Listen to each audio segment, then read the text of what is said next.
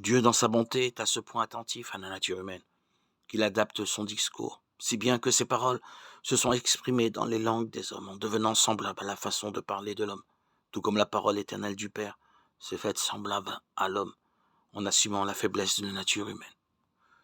Pour nous atteindre et nous toucher, l'Écriture parle de l'amour de Dieu. Elle parle dans notre langue. Et c'est un signe d'amour.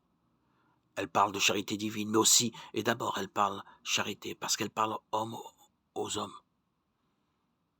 Autrement dit, dans sa façon de parler à l'homme, Dieu n'institue pas un langage propre, une langue sacrée. Il y a une parole de Dieu, mais par une langue de Dieu. Car le but de la parole de Dieu, c'est que l'homme écoute. Écoute Israël, Deutéronome 6,4.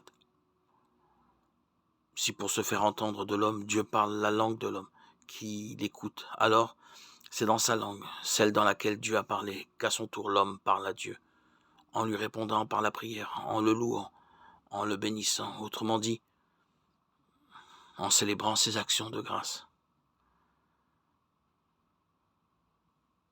Tu es toute mon espérance, Seigneur.